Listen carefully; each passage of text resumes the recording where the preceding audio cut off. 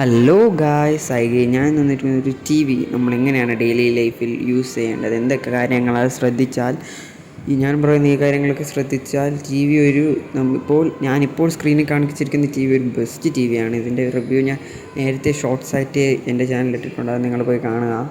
ഒരു budget friendly T വിയാണ്. ഈ ഒരു ടി വിയാണ് നിങ്ങൾ വാങ്ങാൻ ഉദ്ദേശിക്കുന്നത്. ഏത് ടി വി ആയാലും ഞാൻ പറയുന്ന കാര്യങ്ങൾ ചെയ്യുകയാണെങ്കിൽ 2 മുതൽ 3 വർഷം വരെ കൂടുതൽ ടി വി ഓടും.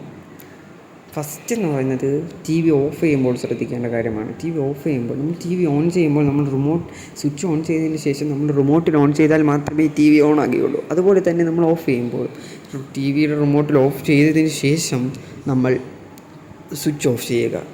ഇത് ടി വി റിമോട്ടിൽ ഓഫ് ചെയ്ത് 10 മുതൽ 20 സെക്കൻഡ് എടുത്തതിന് ശേഷം മാത്രമേ നമ്മൾ സ്വിച്ച് ഓഫ് ചെയ്യാൻ പാടുള്ളൂ. കാരണം നമ്മൾ അതുവരെ ഒട്ടിച്ച ആപ്പുകളെല്ലാം പൂർണ്ണമായി ക്ലോസ് ആകുന്നത് ഈ ടി വി ഓഫ് ചെയ്യുന്ന സമയത്താണ്. ടി വി ഓഫ് ചെയ്യുന്ന സമയത്ത് ടി വി ഒരു സ്റ്റാൻഡ് ബൈ മോഡിലോട്ടാണ് മാറുന്നത്. അതുകൊണ്ട് ടി വിയുടെ ആപ്പുകളെല്ലാം തനിയെ ക്ലോസ് ആവുകയും നമ്മൾ 20 സെക്കൻഡ് കൊടുക്കുന്ന സമയം കൊണ്ട് ടി വിയുടെ ആപ്പുകളെല്ലാം തനിയെ ക്ലോസ് ആവുകയും അതിനുശേഷം നമ്മൾ സ്വിച്ച് ഓഫ് ചെയ്യുമ്പോൾ വലുതായി ടി വിക്ക് അങ്ങനെയൊന്നും പറ്റാതെയാവും. നമ്മളിപ്പോൾ ഒരിക്കൽ ടി വി ഇങ്ങനെ സ്വിച്ച് ഓഫ് ചെയ്തെന്ന് പറഞ്ഞാൽ ടി വി റിമോട്ടിൽ ഓഫ് ചെയ്ത് ഒന്നും പറ്റുകയില്ല.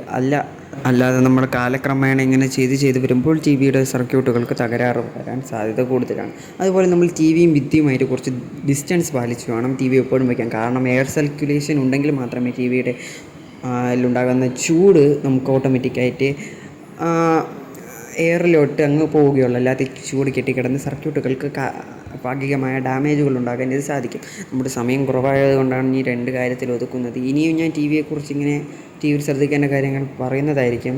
അതുകൊണ്ട് ഞാനിടുന്ന വീഡിയോസ് കിട്ടാനായി ഈ ചാനൽ സബ്സ്ക്രൈബ് ചെയ്യുക, അതുപോലെ ലൈക്ക് ചെയ്ത് സപ്പോർട്ട് ചെയ്യുക, നിങ്ങളുടെ ഗുഡ് ഫ്രണ്ട്സിന് ഇത് ഷെയർ ചെയ്യുക. ഈ ടി വി വാങ്ങാൻ പ്ലാൻ ഉണ്ടെങ്കിൽ ഫ്ലിപ്കാർട്ടിൽ പോയി വാങ്ങുക. ബൈ.